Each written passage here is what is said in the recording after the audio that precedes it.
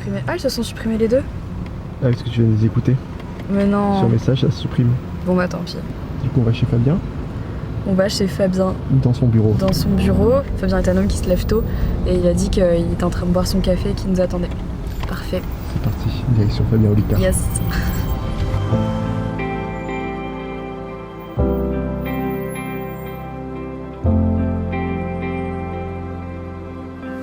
Hello tout le monde, j'espère que vous allez bien. Je suis trop contente de vous retrouver aujourd'hui pour la première vidéo de l'année 2020, 24 heures avec, donc une journée avec. Et aujourd'hui, on passe la journée avec Fabien Olicard. Vous le connaissez sûrement, si vous ne le connaissez pas, je vous mets bien évidemment le lien de sa chaîne dans la barre d'infos. Aujourd'hui, on est à Paris, on est monté très tôt de Lyon, donc à 6 h du matin pour venir faire le tournage ici.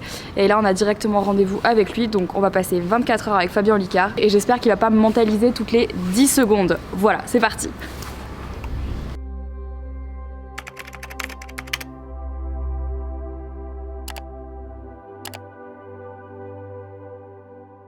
Salut, si vous me connaissez pas, je m'appelle Fabien Olicard et si vous êtes en train de regarder cette vidéo, il y a quand même de fortes chances que vous me connaissiez.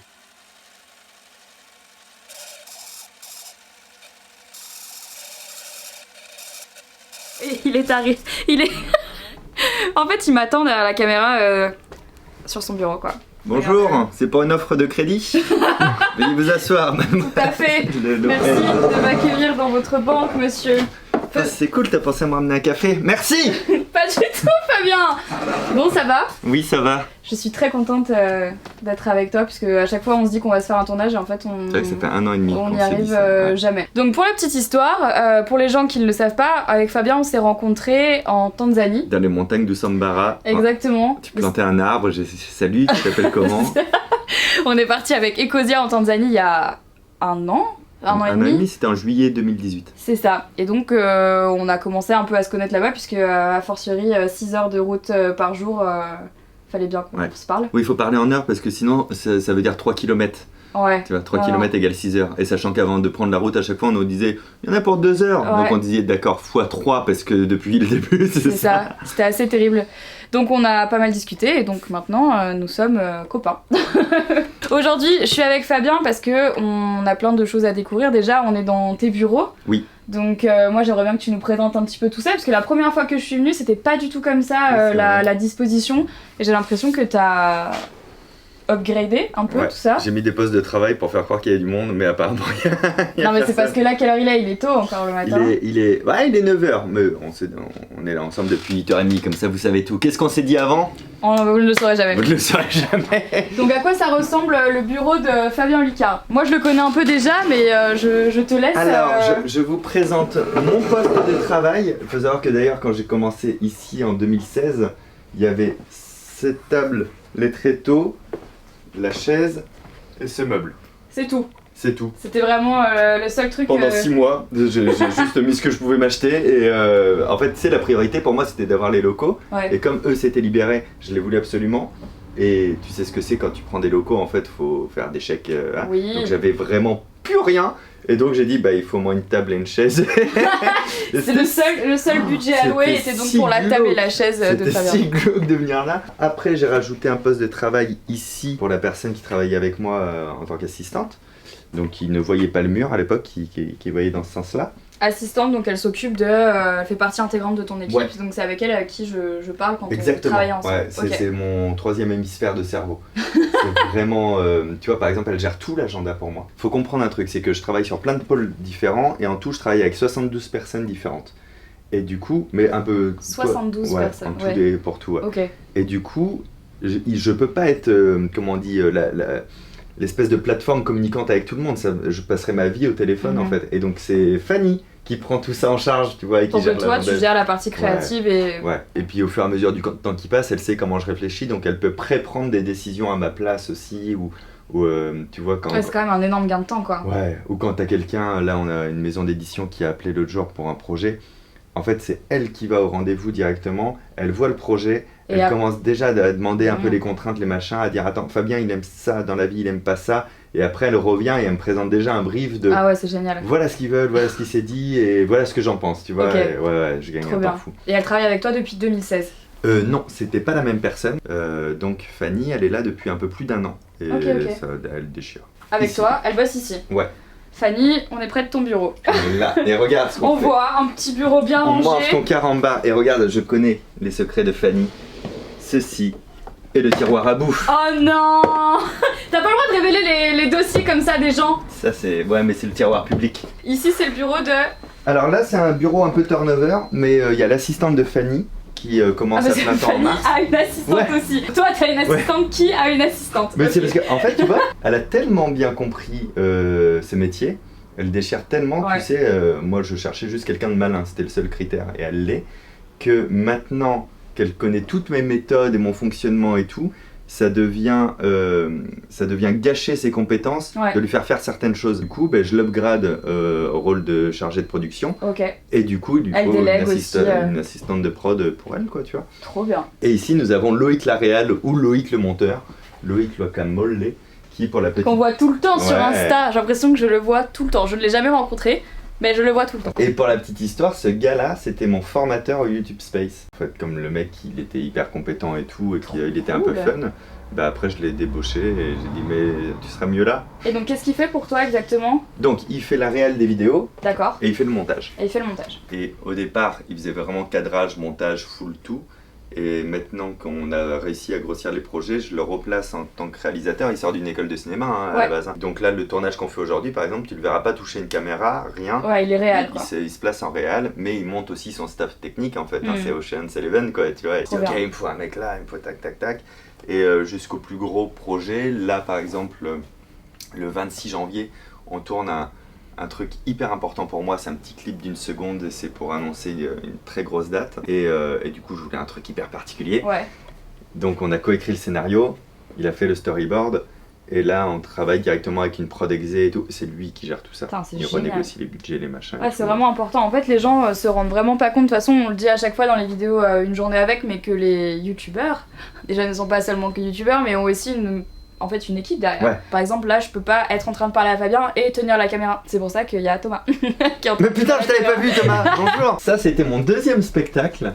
C'est Et, quand même marqué collaboration artistique avec Jeff Panaclock. Oui, c'est vrai. Alors qu'aujourd'hui, Jeff Panaclock, il est là, tu vois. C'est vrai. Jeff, j'écrivais pour lui, du moins je coécrivais évidemment. Ses passages télé en fait à l'époque.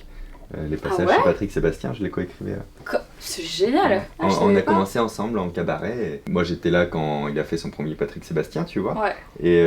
Et puis après Patrick lui a proposé de faire une fois par mois, enfin tous les mois. Et du coup je l'ai aidé à écrire les punchlines, on trouvait les concepts, les trucs comme Trop ça, à bien. 4h du matin. Et ça, c'est ton dernier. Et ça c'est le spectacle C'est actuel. celui que je suis venue voir à l'Olympia. Oui, pour la première. Donc c'était la première le 22 septembre 2018 et cette année je fais la dernière. Et ce sera le 20 novembre 2020 Ouais. et c'est au Zénith de Paris. Zénith de... Et je l'ai pas encore annoncé. Carré. Du coup voilà, c'est annoncé. Non, tu veux qu'on l'annonce? Sinon, on le met pas dedans. Si. Ah, c'est vrai Je vais pas tarder à l'annoncer, ouais. Ah ouais, le mec passe donc de l'Olympia au Zénith de Paris. Et donc il a changé, il y a des écrans géants maintenant, il y a plein de trucs en C'est plus, vrai? et Ah mais faut que je vienne voir. C'est quand? 20 novembre 2020. 20 novembre 2020? Ouais, c'est mon cadeau d'anniversaire parce que je suis né le 22 et je me suis dit ah ça fera mon anniversaire en même temps. Non mais attends, on va venir avec Henri, c'est Bah sûr. oui, bah, Ah ouais, on carrément. va y aller. Ça c'était un plateau que j'avais monté au grand point virgule et c'est Céline qui faisait la mise en scène et j'invitais des artistes un peu chelous comme moi. En fait c'était que des artistes chelous et au milieu d'eux je mettais un humoriste. Tu vois genre il y a eu Verino, il y a eu Artus, Bérangère Krief, tout ça. Et c'était très drôle parce que moi d'habitude je suis dans les plateaux d'humour Mm. et je suis le mec chelou de la soirée. Mais si t'as que des mecs chelous, Ouais. ben l'humoriste c'est le mec C'est chelou le de la mec. soirée. Ah, Et il vivait ce que je vivais sur les Aïe, plateaux aïe, et aïe. c'était très très marrant. Et voilà, ça on a adoré faire ça, on a fait ça durant un an. Ton petit trophée YouTube. Le trophée des 100 000. Tu sais que ça, c'est le nouveau. Bah ouais. Et moi, je l'ai pas celui-là, donc je suis très jalouse parce que le mien, il est Bah, grand il est comme ça. il est- Mais ouais. Et celui des 100K, j'en ai eu 2. Pour quelle Pour la raison? petite histoire. Non, mais c'est vraiment un escroc, un malfaiteur quoi. Pour le truc des 100K, le YouTube Space venait d'ouvrir à l'époque. Ouais. Et du coup, j'ai dit, mais est-ce que je peux pas faire un meet-up chez vous? Ils font, ah ouais, carrément. Et puis en plus, on offre la bouffe et les boissons à tes abonnés. Je sais pas, Trop bien. c'est exactement ça qu'on Ah veut, ouais, bien sûr. Trop bien. Et je fais le truc, et eux me font une surprise. Ils ont prévu le trophée, ils me le donnent ce jour-là. Et puis tout ça passe, et 15 jours après, dans le YouTube Creator, j'ai une petite mention de vos félicitations, vous avez passé les 100 000. Pour commenter votre trophée, cliquez là. Bien sûr, je vais cliquer. Et là, c'est du coup, tu sais, c'est les États-Unis qui te l'envoient. Ouais. Je le reçois quelques semaines après, et là j'ai 2 trophées. Et du coup, j'en ai fait une vidéo à l'époque, en 2016. où je monte une énigme hyper costaude. Et je dis celui qui l'a résolu en premier gagne mon trophée. Bon, en tout cas, mon deuxième trophée chez un abonné, du coup. Ah ouais. Qui l'a gagné. C'est rare ça. Ça, c'est rare. Ça, c'est rare. Ça, c'est rare. Ça, c'est quand même très cool. Bah après, tous les objets de toute manière du bureau, ils sont liés à quelque chose. Ça peut être lié soit à une passion, soit à un centre d'intérêt, soit à un tournage. Un tournage sur le calendrier Maya. Non, ça c'est quand j'étais au Mexique, mais du coup, je me dis, toute manière, ça a dû être fait en Chine. Il y a pleinement d'intérêt. Je crois que c'est un abo qui me l'a offert. Oui, c'est une abo qui me l'a offert. Scandale. Y'a que toi pour avoir des trucs comme ça dans ce bureau. Non mais tu vois, je te raconte. Incroyable. On se promène à Londres et puis on passe, je savais pas que c'était à cet endroit, devant The Noble Collection. Ah Je ouais. suis avec des potes et tout, et je fais vivez votre vie, à demain. Parce que moi je vais vraiment rentrer dans ce magasin et le racheter à peu près entièrement. Et au moment de partir, je suis à la caisse et je vois le bâton de Gandalf. Et tu sais. Je me dis ça coûte combien ça? Et en Tu m'as fait, ramené de Londres. il était relativement accessible et je le prends. Et du coup, je suis rentré dans l'Eurostar avec ça. Mais non. Mais si, vraiment. Les gens ont dû te prendre pour J'étais un malade. Tu sais, sur le quai de l'Eurostar, j'étais là. Vous You ne should passerez not pass. J'imagine Vraiment. tellement. Il est stylé. Regarde, en plus il s'allume. Regarde, vous ne passerez pas. Si, c'est vraiment vocal, hein, évidemment. Non, ce n'est pas vocal, on aimerait bien. C'est pas comme Alexa. Peux-tu nous parler d'Alexa, la femme avec qui tu trompes Céline? Oui, c'est vrai. Littéralement. Alexa, elle fait tout. Alexa, elle allume le café, elle allume le... Alexa, allume chauffage. Et tu vois, elle allume du chauffage. Un truc que je ne sais même pas ce que c'est que Alexa, apparemment. Tu vis en quelle année toi? Mais je... Alexa, tu connais pas? 1995. Je ne sais pas. Oh là là. Non, Ça mais... j'adore, ça c'est... non mais moi je veux savoir comment ça marche. Je veux qu'on vienne m'installer une Alexa à la maison. Ambiance, Marie. Oh. Bienvenue chez moi. Insérer une musique un peu... Non, ça c'est Amazon qui fait ça. Mets une lumière blanche comme ça, c'est Donc parfait. ça c'est bon pour toi? Nickel, Ah ouais. Et non, et comment j'ai fait pour qu'elle commande tout? Parce que évidemment Alexa ne sait pas commander les vieux chauffages pétés comme ça. Ouais, ouais. En fait, j'ai mis des prises commandées à 20 balles. C'est des prises connectées, ça coûte 20 balles. Et en fait, je mets le vieux matériel sur la prise connectée. Et la prise connectée, je la mets sur Alexa. Et du coup, en fait, elle n'allume pas le chauffage. Elle allume la prise connectée sur laquelle est branché le chauffage. Alexa, allume café. Voilà, elle vient d'allumer le café dans la réserve. Bienvenue en 2020. Bon du coup là on va bientôt partir du bureau de Fabien puisqu'aujourd'hui Fabien On tourne on ensemble. tourne pour Fabien tourne. pour sa chaîne. Mais j'ai trop peur. On va je faire le skip. matière grise 2. Non, non, ça va, c'est très cool. C'est très cool. Moi j'ai vu rien le de premier chelou. épisode. Ouais. J'ai vu que c'était ultra produit. Ouais. Et je suis hyper impressionnée parce que en 10 ans de YouTube j'ai jamais produit une vidéo comme ça. Donc ça va être hyper intéressant, on va voir l'envers du décor. Mais surtout il faut que tu m'expliques ce qu'on va tourner. Parce que moi j'ai vu matière grise mais je ne sais pas. Ah oui, tu connais pas la thématique? Non, là je ne sais C'est pas. l'essence là, la thématique. Je vais être impressionnée. Impressionné, non. Surprise, sûrement. Il y a un ou deux trucs, surtout sur le sens du toucher. Ouais. Putain, ça fait chelou quand je t'ai dit, tu vas aimer. tu vas aimer toucher. Ok donc du coup ben là on va quitter parce que toi tu pars toujours en... Toi tu fais de la moto. Ouais. Voilà. Le mec a pas peur, le mec fait de la moto. Mais j'ai réservé une voiture pour vous à 10h. Waouh. Donc on va partir sur le lieu du tournage, Oui. qui est un lieu que tu loues pour cette Ouais, émission-là. exactement. Et pour, comment ça s'appelle aussi? Pause café? Ça Non. s'appelle comme ça? Non, pour caféine? Non, non, Caféine. non. Non, non. Non, c'est pas pareil. que pour là-bas que je le fais. Que pour Ouais, matière Je grise. loue que pour matière grise. Ok. J'aimais bien l'idée d'avoir toujours ce même décor là-bas. Ouais. Et tout ce est, format. tout est déjà fait en fait? Ou est-ce qu'à chaque fois il Ah non, démonte et faut tout remonte? refaire. En fait, c'est vraiment des bureaux d'autres personnes que Ok. je reloue pour le tournage. Donc nous, Là ça... ils sont en train d'installer. Ouais, ça veut dire que hier, Loïc est allé chercher une voiture de loc. Les gars sont allés chercher le matériel technique qu'on loue parce que c'est pas que du matos à nous, tu vois. Pour nos vidéos quotidiennes, il n'y a pas de problème, on a ce qu'il faut, mais là il faut plus de trucs. Donc il a tout ramené là, il y avait un tas comme ça ce matin. Il y a tout le matériel, tout le décor aussi. Ouais. Qu'on stocke ici, nanana, et donc tout a été chargé, tout est parti, et depuis qu'on parle, nous, ils installent. Trop bien. Bon, et ben on va couper là, et puis on se retrouve sur le Coupe. tournage. Bon, on vient de laisser Fabien, lui il a pris un taxi moto pour aller sur le tournage et nous on prend la voiture parce qu'on a tout le matériel avec nous. Donc là on va tourner un épisode de Matière grise. Salut, je m'appelle Fabien Olicard et dans ce nouveau concept, on va parler du cerveau avec à chaque fois un regard spécifique sur un point particulier. Aujourd'hui, on va voir à quel point c'est un gros mytho. Alors, nouveau décor. Et ça va être cool, donc c'est pour sa chaîne et tout sera dans la barre d'infos quand la vidéo sera sortie. Je pense pas qu'elle sortira en même temps que cette vidéo là, mais ça va être cool. Et pour l'instant, trop cool de revoir Fabien en vrai. Moi je suis pas... C'est pas comme les anciennes vidéos par exemple avec Gaël et tout où je connaissais pas du tout la personne. Là Fabien, je le connais quand même depuis un petit moment, donc du coup c'est genre juste faire la vidéo avec un pote, c'est trop cool.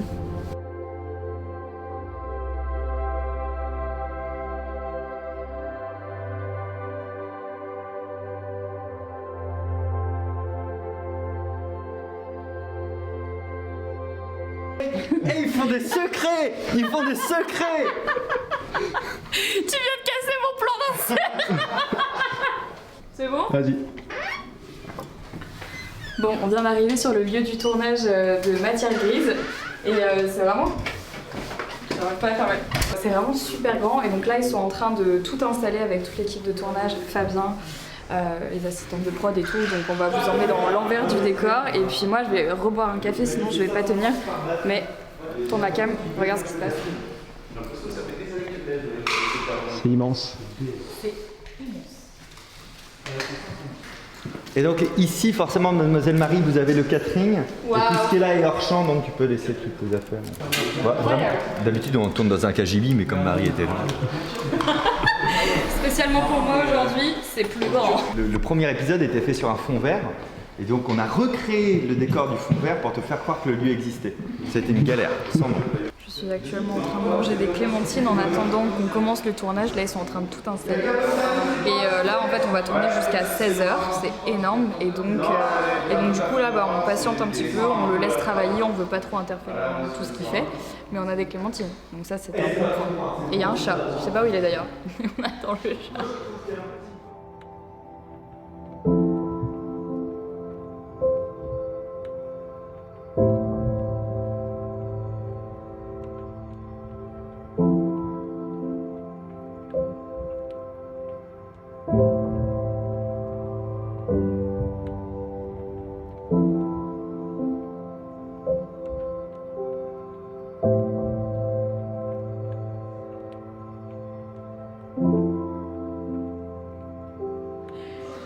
Is it prêt? Prêt de Denis? Contrairement à la dernière fois, on avait tout découpé en décor et en moi tout seul et moi à deux. Et comme la Marie elle est là toute la journée et que je veux pas la spoil de la suite, on va tout faire dans l'ordre. Désolée. Pardon, mais vous pouvez voir ça avec Marie. Il y a 5 expériences comme l'autre fois, il n'y a pas de public du tout. Et il y a pas mal de choses que je vais faire voir qui sont imprimées sur des feuilles à Marie qu'on mettra nous en post-prod après. Donc c'est pas grave si on n'a pas des plans précis de ce que je lui fais voir sur les feuilles. On va les voir, tu vois, mais c'est pas grave, on n'a pas besoin de faire les trucs, toi tu les rajouteras après. Il n'y a pas de sponsor, et du coup on va faire une sponsor de moi-même qui sponsorise la vidéo et on va suivre l'idée de Xavier en mode plan très stylé de moi et nous on fera une voix off au bureau de Fabien Olicard fait des spectacles. Il fait aussi des livres. Et voilà.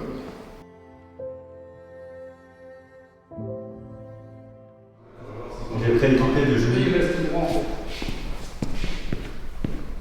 Ouais, c'est le métier, hein. Très jeune deuxième. Salut, je m'appelle Fabien Olicard. Dans ce format, nous faisons un focus sur un point précis du cerveau. Dans l'épisode précédent, on m'avait proposé dans l'espace commentaire d'aborder la fiabilité de nos perceptions. Et ça, c'est le sujet du jour. Bienvenue dans Matière Grise. T'en penses quoi du coup de ce format de vidéo comme ça? C'est trop cool parce que quand t'as une équipe autour de toi comme ça, tout va vite, toi t'as rien à faire, juste kiffer ton expérience de présenter et de parler à la caméra. Et c'est trop bien quoi, les gens ils ont déjà tout fixé pour toi, tout est déjà nickel, enfin c'est trop kiffant. Mais sur un format comme ça c'est hyper pro et du coup je sens que la vidéo est quali quoi.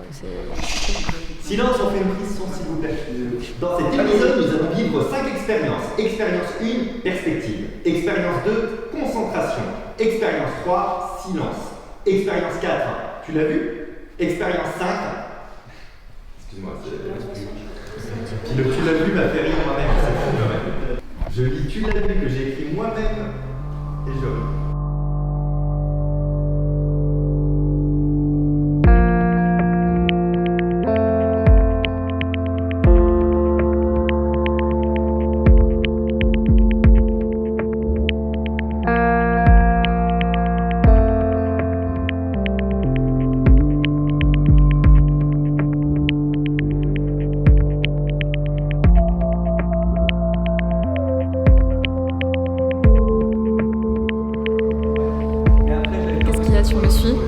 Là c'est la mini pause break où Fabien fait sa partie de vidéo tout seul et où moi du coup j'ai terminé. Du coup comme vous pouvez le voir, les tournages ça prend beaucoup de temps puisque là on a commencé tôt ce matin et que normalement on est censé finir à 16h, mais comme tout bon tournage on prend du retard parce que il y a les facteurs humains qui font qu'on prend du retard. Donc voilà, on va essayer de s'activer. On vous montre toujours l'envers du décor. On en est où? Ça se passe bien, Fabien? Écoute, ça se passe bien parce que. Tu es content? Oui, alors très content et toujours très heureux de le faire avec toi. Et ce matin, on a pris un peu de retard, mais c'est normal parce qu'il y a plein de plans particuliers. Mais tu vois, la partie 2, 3, 4, donc là, on vient de faire la 2, elle s'enchaîne assez vite. Et la dernière, j'ai vraiment trop hâte, c'est sur la perception du toucher. Et on n'a pas l'habitude de se faire brainfuck le cerveau par le toucher. Ouais. Et même moi, quand j'ai fait mes recherches, les trucs, j'étais là. Ah ouais? Ça marche trop! Je trouve vraiment que depuis ce matin, il a vraiment envie de te toucher. Il y a Ouais, un truc, je sais depuis pas, tout à l'heure, il y a il y a un une truc à toucher. Tu vas te Thomas, rendre des peut-être comptes, que hein. je refoule quelque chose, Thomas. Qu'est-ce qui se passe? Pourquoi tu recules, Thomas? Pourquoi ton objectif avance vers moi? Pourquoi il recule? Qu'est-ce que ça veut dire? Pourquoi il est si phallique?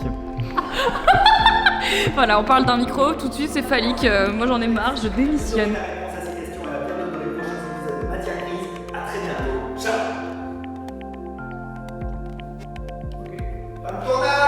Allez! C'est une fin de tournage, ça y est, on a tout terminé, il est à peu près 16h, donc c'était nickel parce que c'était l'heure qu'on s'était fixé.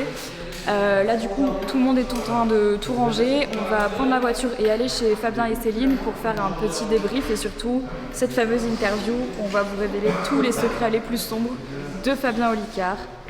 On y va. Il fallait qu'on fasse un tournage, non c'est cool.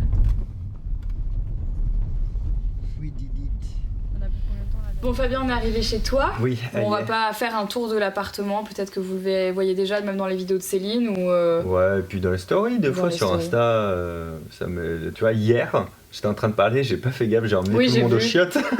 J'ai vu. C'est J'ai surtout vu hier dans ta story que t'as fait genre à quoi ressemble une journée type avec Fabien. Oui, et moi c'est j'étais vrai. là genre... Fabien.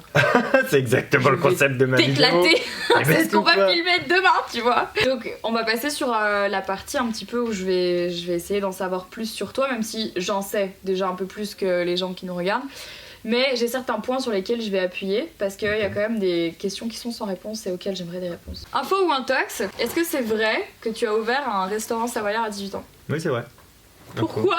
Mais pourquoi pas? Et qu'est-ce qui s'est passé dans ta... Mais pourquoi pas? Mais non, mais en fait, c'était une occasion. Moi, je finissais un contrat en restauration dans un truc juste en face, en plus. Mais ça, c'est un pur hasard. Et puis, bon, grosso modo, c'est un resto qui se vendait pas très cher Ok. et qui permettait d'avoir un logement au-dessus pour dormir. Enfin, voilà. Et j'avais un pote, Denis, qui cuisinait un peu. Et on a tenu ça ensemble pendant 2 ans et demi, un truc comme ça. Et on faisait raclette, fromage, tartiflette, creuset savoyard. À La Rochelle. Bien sûr. La Rochelle. Rien à Ça voir paraît avec évident quand même. La Rochelle, c'est le meilleur endroit pour manger du fromage. Non, mais en fait, c'était malin. Parce que du coup, bah déjà, c'est très facile à cuisiner. Ah ouais, bien sûr. En fait, c'est de l'assemblage, c'est pas de la cuisine, tu vois. Et si t'as des bons produits, c'est bon. Et surtout, là où tous les autres restos à La Rochelle travaillent exclusivement de mi-juin à mi-septembre avec les touristes, nous, on travaillait toute l'année et tout le reste. Et même l'été, j'ai vendu de la raclette. Les gens qui bouffaient la raclette en terrasse, durant la canicule de 2002, je crois, un truc comme ça. J'ai vendu de raclette. Mais même moi, là, j'ai fait. Vous êtes sérieux, les gars? Non, mais en fait, ce qui est improbable, c'est que tu sois passé de la restauration à 18 ans à ce que tu fais aujourd'hui, tu vois. Quel a été ton parcours donc, je suis partie de ce point de départ de restauration parce que je trouve ça complètement improbable, mais qu'est-ce que tu as fait comme étude? Est-ce que dans ta tête, tu t'es toujours dit que tu allais te diriger vers une voie de spectacle, humoriste, mais aussi mentalisme? Est-ce qu'il y a vraiment un parcours de vie particulier ou t'es parti dans tous les sens et t'as tout testé? Comment faire le mec qui répond pas. Ouais, c'est super chiant parce qu'il fait comme ça et je n'ai pas de réponse. Plus loin. Et puis en fait, moins tu réponds, plus la personne du coup elle meuble sa question. Ouais, c'est ça. Excuse-moi. Pardon, non, c'est pas grave. Tu voulais juste me torturer un peu comme ça. Déjà, de base, j'allais dire que je saisis les opportunités. C'est même pas ça. Je saisis les trucs qui me font marrer et je teste. J'ai pas du tout d'ambition de vie, de parcours, de machin. Donc tout se fait un peu au feeling. Le resto, c'était vraiment au feeling. Le seul truc qui était sûr, c'est que je voulais pas faire ça toute ma vie, tu vois. Parce que j'ai pas une vocation à faire de la restauration. Mais par contre, je trouvais ça très marrant à faire quelques années et on s'est vraiment éclaté. Ouais, c'était pour l'expérience. On a dépensé tout notre fric dans la fête, c'était super cool et je regrette pas ça, quoi. Tu vois, c'était un bon moment à vivre et c'était un peu le but, mais en se disant, Par contre, on fait pas ça 10 ans non plus, quoi, tu vois. Donc, on a fait 2 saisons, c'est tout. Donc, Ok. 2 ans, un peu plus de 2 ans. Et après, je me suis dit, ok, qu'est-ce que je fais ? J'ai beaucoup de mal à être employé par quelqu'un, à avoir un shift, un horaire, un truc. Si j'ai des idées pour le faire mieux et qu'on m'écoute pas, alors ça va me Ça va monter te monter grave. et Quoi. ouais. Et là, je monte une société qui s'appelle Annie Birthday. C'est une société d'animation à domicile pour faire les anniversaires à domicile pour les enfants, les trucs comme ça, tu vois. T'as eu combien de vies en fait? Ah oui, et juste avant, avant le resto, je vendais des nappes sur les marchés aussi en itinérant. Pourquoi pas? Ah mais Tu vois. il y a aucun jugement, ni dans mon regard, ni dans ma pensée, ni dans quoi que ce soit, mais en fait plus de l'étonnement de me dire comment, enfin je trouve ça assez impressionnant le parcours de vie où tu... Ouais, mais parce qu'il n'y a pas de destination. Et donc, je monte cette boîte-là, et puis ça fonctionne. Ça marche au point que j'engage des jeunes qui ont le BAFA, que je forme aussi, hein, bien sûr, à faire d'autres anniversaires à domicile, en même temps que moi et tout. Et là, je fais les premières rencontres avec des adultes qui me disent, mais faites pas des trucs comme ça pour les soirées pour adultes? Et moi, je me dis, non. Donc je vais dire oui, et je réfléchis à ce que je peux faire pour une soirée adulte et tout. Comme j'ai toujours été intéressé et par la magie et par le mentalisme, je me dis je vais faire des tours de magie sur une soirée en close-up. Et ça marche bien, au point que du coup je ferme Annie Birthday et je me dis ok, je vais me concentrer maintenant là-dessus, sur les prestations pour adultes. Après, il y a tant de trucs à raconter. Grosso modo, vient un moment où je rencontre un mec qui me dit moi j'ai un plan pour vous, c'est sur Hilton en Inde. Je fais, ok, c'est cool. Je fais le tarot s'étend, je fais ok, c'est cool. Ah ouais. Et, parce qu'en fait ils te font pas venir pour rien. Les 2 dates, il y a 15 jours entre les deux, donc ils te prennent en charge 15 jours, tu vois. Et ils te prennent en charge au Hilton, enfin tu vois, c'était un peu fou. Ouais, d'accord. Et je fais, mais du coup, la prestation, vous pouvez donner des détails. Il fait, il faut la faire en anglais, enfin basique, et nanana, vous parlez anglais? Oui. Non. Et je me dis, c'est dans combien de temps? C'est dans 6 mois. Donc je lui demande un acompte, un gros acompte. Et je me fais former avec cet acompte. Je dépense tout là-dedans par un prof d'anglais où on travaille ma prestation. C'est pas l'anglais général, mais que je sois bon dans mes échanges, dans les prestations, dans les close-up, donc la magie rapprochée, tout ça, machin. Ce qui fait que la date arrive, et ça, je gère ça. Et donc me voilà parti en Inde avec un contrat en carton, parce que tu sais, en France on est très contrat, mais quand tu travailles à l'étranger c'est pas la même, quoi, tu vois. Et du coup, ça se sait que je suis pas chiant sur les contrats, et du coup je me mets à avoir plein de contrats à l'étranger, soit pour des prestations comme ça de magie, soit pour des prestations de mentalisme. Mais j'appelle ça des exhibitions parce que c'est pas vraiment écrit, c'est un peu à l'impro, tout ça. Soit pour des conférences aussi sur la mémoire ou des conférences sur le mentalisme. Et je me mets à faire quasiment une 30aine de pays par an, comme ça, pendant quelques années. Et ça m'éclate. Je crois que c'est en 2012 que je commence à faire mes premières télés aussi, mais je n'ai pas de rêve de faire de la télé, quoi. Comme j'ai pas de rêve de remplir des grosses salles. Je rêve juste que c'est continue à être cool. 2012, je fais un showcase à la Comédie des Boulevards. De là, je passe au Point Virgule à Paris. Ça, c'est incroyable pour moi en 2013. Je joue là-bas 2013-2014. 2015, je suis au Grand Point Virgule à Paris. Donc en fait, on est passé de 49 places à 110 places à 300 places. Je finis sur une date dans la grande salle du Grand Point Virgule à 500 places. Et puis au milieu de ça, j'ai la tournée aussi. Je fais aussi le Festival d'Avignon en 2014 et en 2013 et en 2014, qui te fait signer des dates de tournée aussi, parce que ça te fait découvrir. Fin 2015, j'arrête mon spectacle et je dis, il faut que j'en écrive un autre. Pour te situer, 2015, ça se passe bien. Je suis au Point Virgule, ça remplit bien. Je suis en tournée dans des salles jusqu'à 800 places. Si ça dure comme ça toute ma vie, je suis très heureux, tu vois. Et donc j'arrête le spectacle parce que je me suis lassé du spectacle, parce que je me fais piquer des numéros et que plutôt que d'expliquer au public tous les soirs que le numéro qu'ils ont vu à la télé, c'est le mien et c'est pas celui du gars. Oui, parce que tu peux pas passer ta vie à te justifier tu peux pas. Je me dis, il y a un truc qu'on me piquera pas, c'est ma créativité, donc je jette ce spectacle, je pars dans l'écriture d'un nouveau. Il y a 2 choses que je me dis. Il me faudrait un défi créatif pour creuser au fond de moi et voir ce que je peux sortir comme créativité pour le prochain spectacle. Et en même temps, j'avais fait pas si longtemps avant un sujet, j'avais fait l'objet d'un sujet dans le JT de France 2. Et le problème, quand je me vois à la télé, c'est que c'est une cata à chaque fois. Je suis empathique. Tu connais ça, je colle à la personne qui m'interviewe. Donc si la personne qui m'interviewe est toute molle, je suis tout mou comme ça. S'il est excité, je suis excité, joyeux, tu vois. Et je me dis, mais c'est pas possible, on ne peut pas savoir qui je suis puisque je suis la personne qui est à côté de moi. Ouais, tu mais vois, c'est le premier truc que tu fais, hein. C'est naturel, quoi. J'en parle à Céline, fin 2015, je me dis, tu sais ce qui serait génial pour un artiste, s'il veut de la créativité et s'il veut s'améliorer face à une caméra, il fait une vidéo par jour pendant 1 an. Et il en fait un défi public. Et je dis vraiment à Céline à l'époque, mais j'ai pas le temps, ça je le ferai pas. Moi j'ai pas le temps de faire ça avec la tournée, les spectacles, les machins, j'ai pas le temps. Mais tu l'as fait. Parce que l'idée elle te trotte et elle te lâche pas. Et c'est là où, c'est d'ailleurs la seule autorisation que j'ai demandé à Céline dans ma vie. Je lui dis, écoute, je crois que je vais le faire. est-ce que tu m'autorises à le faire? Elle me dit, bah, je veux pas te refuser quoi que ce soit, en fait, tu fais ce que tu veux de ta vie, quoi. Et je dis, non, mais par contre, ça a des implications. Ça veut dire que sûrement dans l'année, des fois tu diras, allez, on va faire ça. Je te dirais, ben non, faut que je fasse ma vidéo. Mais tu faisais comment? Tu filmais une vidéo tous les jours que tu montais et que tu postais, ou des fois il y a des jours où t'en fais plusieurs? Et j'avais de l'avance durant 3 jours. J'avais de l'avance. Après, j'étais en flux tendu, meuf. Imagine, je commence, je sais pas ce que c'est YouTube, je sais pas monter, je sais pas faire une vignette, je sais rien et je me lance là-dedans. En flux tendu. En flux tendu. Et j'ai appris quotidiennement. J'ai essayé le samedi, j'ai essayé de faire 2 vidéos pour être tranquille le dimanche. Mais tu sais que même moi, à raison d'1 vidéo par semaine, je ne fonctionne pas en flux tendu. Ouais, non mais. En général, je me réveillais le matin. Plutôt, j'ai supprimé tous les moments où je perdais du temps dans ma journée déjà. Je me réveillais le matin et je restais dans mon lit jusqu'à temps que j'ai l'idée de la vidéo du jour. Ça commençait comme ça. Une fois que j'avais l'idée, je me levais, je me faisais un café, blablabli. Et là, je commençais à écrire. Mais alors, à écrire, c'est pas du mot à mot. J'écrivais mon squelette de vidéo. Le squelette, oui, bien sûr. J'ai vécu aussi durant 1 an sur mes acquis. C'est-à-dire que j'ai parlé que de choses que je connaissais, que je maîtrisais. Il n'y avait pas de recherche, de découverte, etc. Ça, c'était, je m'appuyais sur ce que je savais déjà faire. Et une fois que j'avais mon squelette d'écrit, tac tac, j'allumais tout, hop, je tournais la vidéo, fin de tournage, crac, directement sur le banc de montage, et ça m'a fait prendre des skills de ouf, parce que tu te dis, en 2 mois, j'avais déjà fait 60 vidéos dans ma vie, quoi, tu vois, ça va très vite après de s'améliorer et tout. Après, pour ça faire très résumé, en décembre 2016, donc à la fin de cette année-là, il y a 250 000 abonnés, c'est inimaginable pour moi. 2017, je pars en rodage avec le nouveau spectacle pour tester des choses et je continue YouTube parce que pareil, YouTube ça m'amuse beaucoup. C'est pour ça que j'ai continué.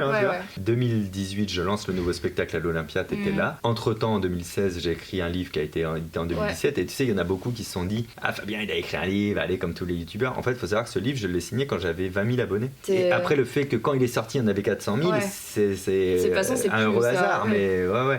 Et donc voilà, tout ça se marie et je continue tout ce que je fais parce que ça m'éclate et jusque là on est en 2020 et je fais la dernière de ce spectacle cette année. J'arrive plus à... Eh oui. On peut dire que tu es autique ou pas du tout? Non, j'ai peut-être une forme d'autisme parce qu'il y a plein de nuances, mais en tout cas ça n'a pas été détecté et puis j'ai 37 ans et 37 ans si on remonte en arrière quand j'étais petit, c'est une période où on détecte certains types d'autisme et pas d'autres, et encore faut-il les chercher. Je suis pas sûr d'être autiste, je pense pas avoir une forme d'autisme, mais c'est possible, je suis monomaniaque, j'ai des choses comme ça, des obsessions, des choses, donc c'est possible, je sais pas. Parce que la question qui découle de ça, c'est qu'est-ce qui t'a attiré dans le mentalisme? Parce que moi je pars du principe que même si, tu me l'as déjà expliqué, le mentalisme, il faut juste, entre guillemets, apprendre des techniques. Mais moi je pense qu'il y a bien plus que ça. Je pense que quand on est petit, effectivement, t'as plein de passions qui se présentent à toi, potentielles, parce que je me suis jamais dit je serais mentaliste. Mais en fait, à partir de l'âge de 8 ans, je me suis intéressé à tout ça, tu vois. Illusionnisme, sciences cognitives, mémoire, tout ça, ça m'a fasciné, passionné. Et je pense que tout ça, ça se présente autour de nous. Et pour certains gamins, c'est le sport qui résonne, pour d'autres c'est le dessin, pour moi c'était ça, tu vois. Et après tu vas là-dedans, et c'est après, tu vois, à l'âge adulte, quand je me dis qu'est-ce que je veux faire, que je me dis tiens, je vais peut-être faire de l'animation, ou peut-être monter sur scène, et du coup je vais parler de quoi? De ce que je connais le mieux, le mentalisme, tu vois. Et comment c'est arrivé dans ta vie? C'est tes parents qui t'ont mis un livre de mentalisme entre les mains, à la télé? En fait, il y a 2 trucs. Le premier truc, mais c'est à la même année, ou du moins à la même période, j'ai à peu près 8 ans. Le premier truc, c'est j'achète sur un vide-grenier à Marcilly, c'est le bled où j'habite, 1200 âmes au-dessus de La Rochelle. J'achète un bouquin pour 10 francs qui s'appelle Cours Magica de Robert Veno. C'est un livre de magie, mais tu sais, pour magicien pro, quoi, tu vois. Et je feuillette, et le dernier chapitre s'appelle Il n'y a pas de truc. Et là, c'est des trucs de mentalisme. Donc, comment tu fais un tour sans objet, sans rien et tout. Principe psychologique, c'est incroyable pour moi, c'est fascinant. Ça résonne, et en même temps, je découvre le plaisir de bluffer les gens. Puis les tours de magie aussi qu'il y a dedans, que je vais reproduire, me passionne aussi. Je crois vraiment que c'est parce que ma mère connaissait quelqu'un qui allait le faire pour sa gamine, qui connaissait quelqu'un, me fait passer un test de QI. Et elle me fait passer ce test-là, et la fin du test de QI, c'est un truc de mémorisation. Pour te le faire très courte, tu as un alphabet, et en dessous de l'alphabet, tu as des symboles. Donc c'est la grille de code. Et donc on te le laisse tant de minutes dans les mains pour que tu l'étudies. Et après, on te donne une lettre qui est qu'avec les symboles, et il faut la décoder. Mais par contre, tu as toujours accès au truc, tu vois, qui est à côté de toi, quoi, tu vois. La légende, je dis bien la légende, raconte que je n'ai jamais re-regardé le code. Moi, j'y crois pas une seconde. Ta mère qui dit ça. On connaît tous les mamans qui genre exacerbent l'histoire pour dire leurs enfants c'est les meilleurs. Tu sais, avec le recul, non mais c'est impossible. Je crois que j'avais mémorisé quelques trucs et que j'ai dû être malin. Par contre, j'ai dû traduire tous les E, les trucs comme ça, et après commencer à déduire les mots, et en déduisant le mot, tu obtiens une nouvelle lettre, et du coup, t'as pas besoin de regarder, tu la reportes, et tu vois, j'ai dû faire un truc comme ça. Mais c'est comme ça qu'on m'a détecté une mémoire eidétique, c'est une mémoire photographique. Donc c'est-à-dire je retiens très bien en voyant les choses, par contre, je les oublie si je révise pas derrière.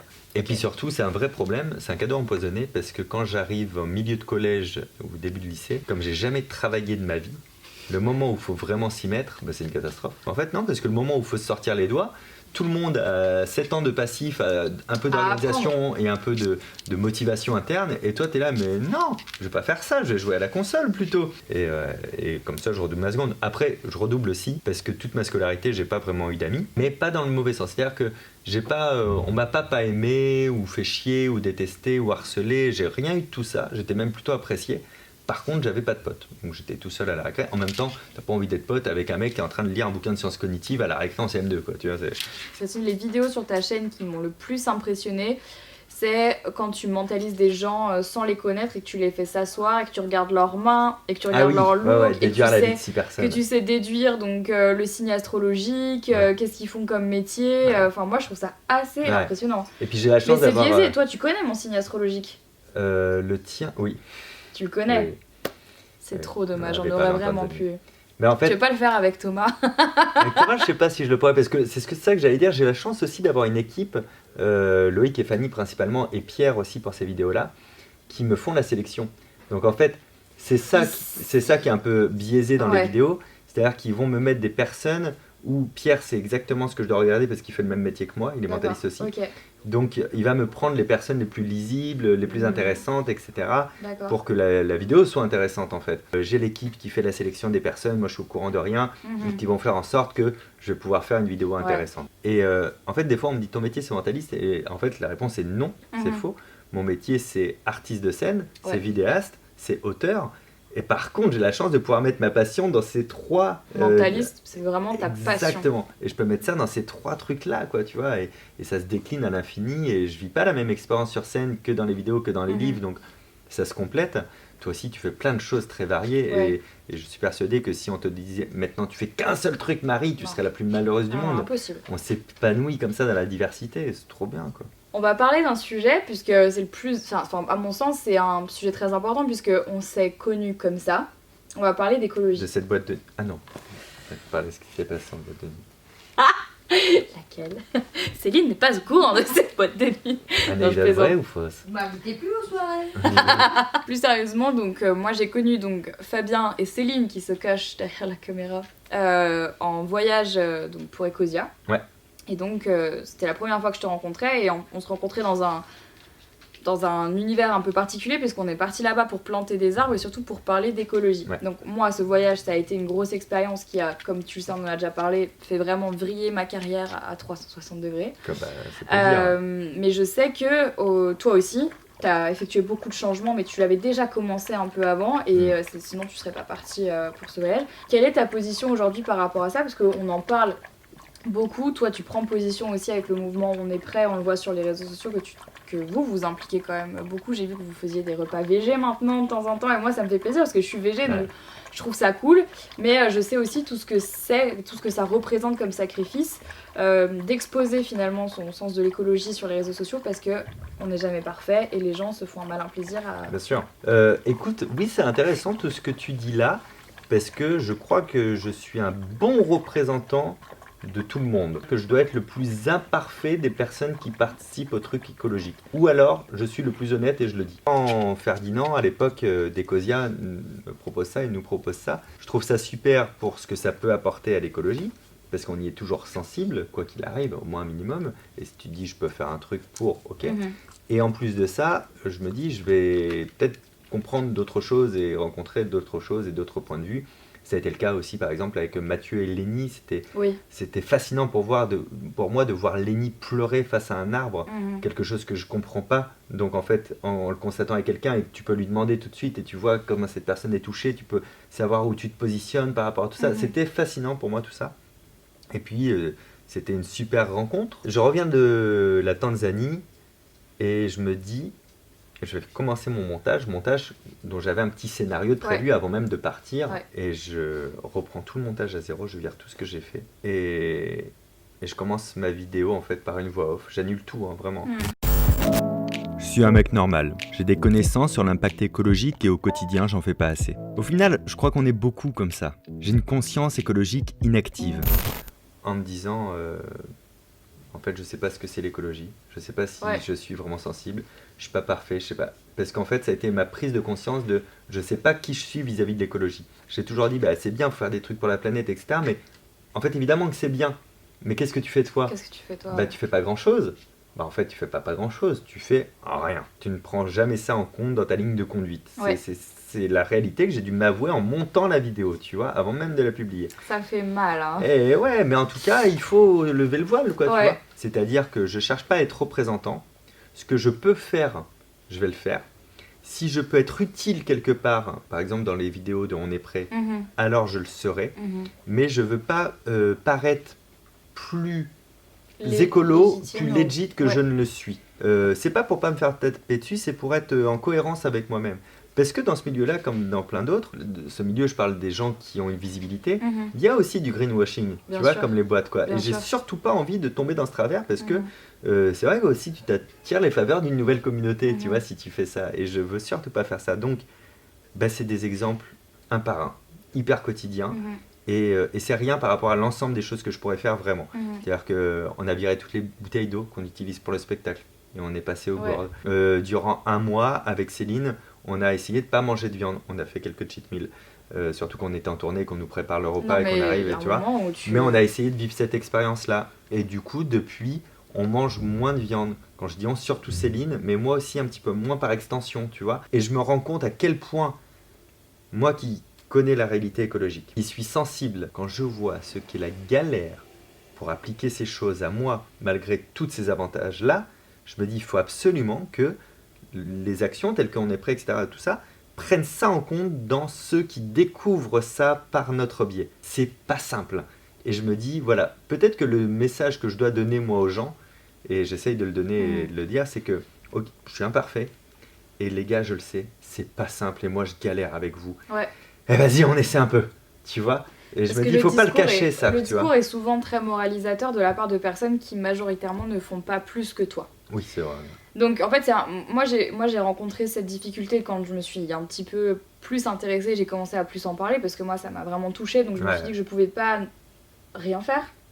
Et je me suis vite rendu compte et confrontée à une communauté qui est encore pire que la communauté classique sur YouTube. Qui est trash, J'avais du mal à savoir quel positionnement tu prenais parce que j'avais pas l'impression que toi tu te faisais clasher par rapport à ça. Si, mais après, ça reste plus discret. Déjà, nous, les mecs, on prend moins cher que vous, les filles. C'est une réalité, c'est comme ça. Après, tu vois, par exemple, je parle d'écologie. Direct, les vidéos où je vais avoir mon blouson en cuir, on va me déchirer. Et c'est normal. Bien sûr. De prendre cet élément. Sauf que pour moi, être vraiment respectueux, c'est de me dire que cette veste que j'ai achetée en 2013... il faut pas que je la jette parce que là, vraiment, j'ai fait le pire de ce qu'on pouvait faire à cet animal. Tu vois, je l'ai acheté, je l'ai porté, puis après je l'ai jeté en fait. Et ben non, elle est encore un peu trouée, elle tient encore debout, je la mettrai, j'irai jusqu'au bout. C'est presque ma manière de m'excuser d'avoir fait ça à une époque où j'avais moins de conscience. Tu vois ce que je veux dire ? Est-ce que tu t'attendais un jour à être connu ? Est-ce que c'était ton but ? Et je sais que ce matin, on était ensemble dans la rue et t'entendais les gens crier Fabien Olicard et tout, et je sais que ça peut être... un peu relou parfois de la manière dont c'est fait. Moi je sais que j'étais pas prédestinée à être connue, je pensais pas que ça allait m'arriver et je l'ai pas toujours très bien vécu. Est-ce que toi tu le vis bien ? C'est une super question parce que avec l'angle spectacle, ça va te donner un autre regard. Quand tu fais du spectacle, tu veux qu'il y ait des monde dans ta salle. Et en fait, Céline peut en témoigner, j'ai toujours dit, même quand j'avais très peu de monde au départ et tout, mon but c'est pas d'être connu, mon but c'est d'être reconnu. Et donc reconnu pour ce que je fais, tu vois.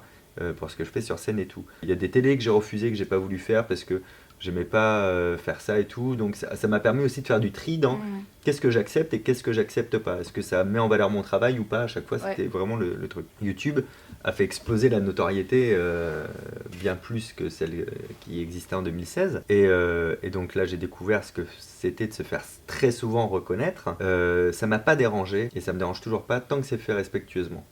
C'est-à-dire que j'ai pas de souvenir d'une seule fois où je refuse une photo, où je refuse, etc. J'essaye d'inculquer aux gens, par contre, que être accessible ne veut pas dire être disponible. Je peux pas prendre un café avec vous, je peux pas discuter malheureusement avec vous, je peux pas prendre 1 heure avec vous pour parler d'un projet. Mais quand on se croise dans la rue, on aura toujours le temps d'échanger un mot, ou de prendre une photo, ou de signer un truc sans problème. La fin de mes spectacles, je fais toujours des dédicaces qui durent parfois plus longtemps que le spectacle. Ouais. L'Olympia, t'étais oui, parce que j'étais là et j'ai même pas pu te dire au revoir. J'ai parce que fait t'as des filé en dédicaces jusqu'à 1h du matin. Ouais. J'ai dit, il n'y aura pas de déçus à l'Olympia. Quand l'Olympia, je leur ai dit ça, ils font, mais non, jamais personne fait les dédicaces à l'Olympia. Je dis, non, mais si, en fait. Il n'y a pas le choix. J'ai vu 900 personnes en dédicace. En une soirée. Et en une soirée avec photos, signatures et tout. Donc tu vois que ça m'importe beaucoup. Ouais. Mais quand on vit ce qu'on vit, comme on l'a vécu tout à l'heure dans la rue, où t'entends au loin « Ah, Fabien Olicard, retourne-toi, Fabien Olicard !» Tu dis ben, non, parce qu'en fait, même un chien, tu lui parlerais pas comme ça. Donc en fait, si tu me considères pas comme un être humain, je ne peux même pas te considérer comme étant existant. C'est pas possible, tu vois. Donc voilà, par contre, attends, c'était quand ? C'était hier ? Oui, non, avant-hier, midi. J'avais rendez-vous à l'opposé de Paris et j'attendais devant un resto. Et t'as un mec qui passe, il fait excusez-moi, je fais oui. Là vraiment, je pense qu'il va me demander l'heure ou un truc comme ça qu'il n'a pas reconnu, comment il m'a abordé. Je voulais juste vous dire, je regarde vos vidéos et c'est très étonnant du coup de vous voir ici. Et voilà, j'aime bien, je les regarde pas toutes, mais j'aime bien ce que vous faites d'une manière générale. Donc ravi de vous avoir croisé. Merci, merci pour ce moment, c'est génial quoi, tu vois. Et évidemment, et s'il avait voulu parler quelques minutes en plus, tu sais quoi, j'aurais parlé parce que j'étais en attente, il n'y a pas de souci. C'est vraiment la manière d'aborder les gens. Et je pense que c'est commun à tout. D'ailleurs, en fait, tu sais, pour être honnête avec toi, ce matin, ça m'a rassurée. Ah oui, c'est vrai. Parce que moi, j'ai toujours des gens qui m'appellent Enjoy dans la rue, ou alors qui rigolent, tu sais, quand ils me croisent et qui Et je déteste ça parce que moi, déjà, ça me rappelle des trucs que j'avais, tu vois, vraiment des trucs où on parle un peu comme ça dans mon dos, j'aime pas ça. C'est surtout qu'en fait, je me sens agressée. Parce que je suis là genre, wow, qu'est-ce que tu veux ? Pourquoi tu m'appelles ? C'est vrai que c'est oppressant. Pourquoi c'est un peu oppressant. Et en fait, au bout d'un moment, j'ai vraiment cru que c'était que à moi que ça arrivait. Que les autres, on leur parlait gentiment et tout, et que moi, c'était comme ça parce que les gens aiment bien me trash talker sur les réseaux, et donc c'est facile aussi de le faire. Et quand ce matin, genre, on est passé dans la rue et que on a vu des jeunes passer et qu'ils ont fait Fabien Olicard en rigolant et tout, j'étais là genre oh putain, ça m'arrive pas qu'à moi. C'est pour ça que je les ai invités à faire ça. Non mais parce que je te jure que j'en arrivais vraiment à un stade où des fois je me dis mais enfin c'est pas possible, qu'est-ce que je vous ai fait quoi. C'est comme les mecs qui interpellent les meufs dans la rue en disant hey, t'es bonne. C'est le même truc. Qu'est-ce que vous espérez ? Est-ce qu'à un moment donné, en gueulant notre nom vraiment fort et salement, et tu vois, vous espérez qu'on se retourne en disant oui, excuse-moi, tu veux faire une photo ou tu veux qu'on discute ? Bien sûr que non. Comme la meuf que t'interpelles dans la rue, elle va pas se dire dis donc quel gentil compliment, merci beaucoup.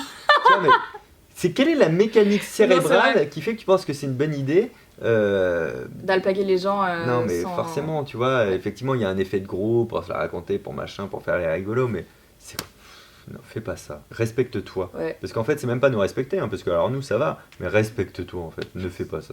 Bon, on va terminer ces petites questions sur quels sont tes futurs projets, puisque là maintenant, ton spectacle va se terminer. Oui. On sait déjà tous que tu as sorti plusieurs livres, plusieurs jeux. Enfin, t'as vraiment exploité tout ce que tu pouvais faire et tout ce qui te faisait kiffer. Le spectacle, YouTube, est-ce que tu vas continuer ? Qu'est-ce qui te fait toujours kiffer ? Qu'est-ce que tu n'as plus envie de faire et où est-ce que tu vas aller ? Pour l'instant, si on prend les 3 domaines qui existent, le spectacle, ça m'amuse encore, donc je vais sûrement en écrire un nouveau, mais il y aura une longue période de transition. Les vidéos, ça m'amuse encore, c'est pour ça que je continue à en faire.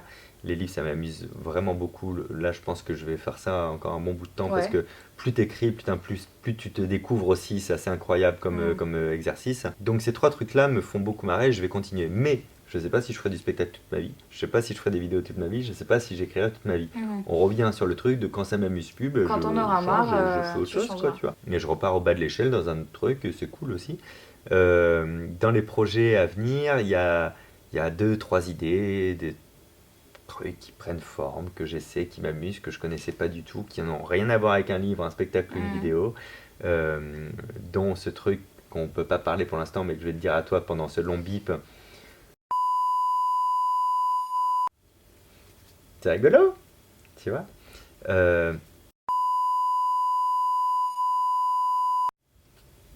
C'est rigolo. Voilà, donc il y a ces trucs-là. Mais genre, tu m'appelles, appelle-moi, appelle-nous avec Henri. Ah oui, bah tu m'as toujours mis en couple ce genre de choses. Complètement. Tu vois, et là les gens commencent à se faire un délire. Ah c'est vrai qu'aucun youtubeur avait monté une boîte de nuit comme ça. Hein. Et tu vois, ça c'est des trucs pour lesquels je suis pas destiné. Où à un moment donné il y a eu l'opportunité de... Un petit ouais, par contre c'est jamais déconnant avec qui je suis. T'as vu, il y a un truc qui est cohérent. Et j'ai eu l'opportunité de parler avec quelqu'un qui est spécialisé dans la conception de ce genre de choses. Et du coup, je me dis, bah, pourquoi pas creuser là? Mais en fait, dans ma vie, je creuse dans plein de trucs et il y a plein de trucs qui aboutissent pas. Et puis, il y en a un truc, ça avance, et puis ça m'amuse, et puis a priori, ça verra le jour. Alors que je pensais que c'était un peu mort et enterré d'ailleurs, mais ça a repris et c'est génial. Quoi, tu vois. Trop bien. Donc voilà, c'est possible que je fasse toujours plein de choses différentes dans ma vie, mais bizarrement, donc elles ont toujours un fil lien, conducteur. Donc je vais continuer à te voir partout, quoi. Oui. Fabuleux. Merci Fabien. Merci beaucoup Marie.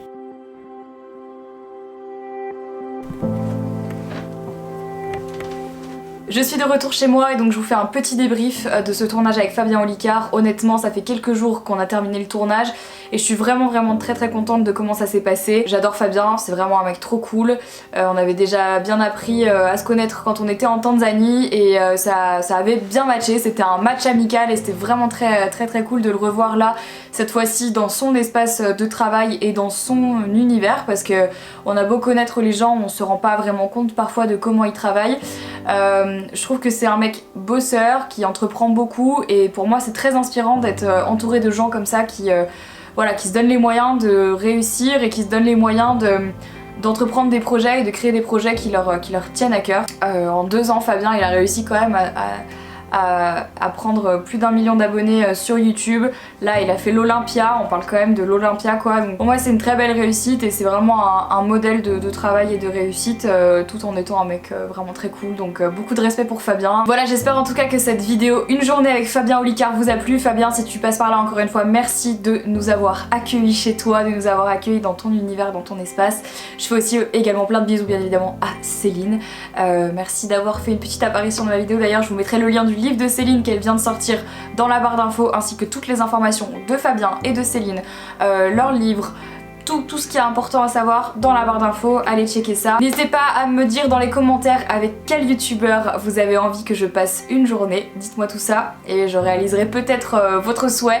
Je vous fais à toutes et à tous d'énormes bisous, n'oubliez pas de vous abonner à ma chaîne YouTube, de liker la vidéo et je vous dis à très vite dans une prochaine vidéo. Ciao ciao.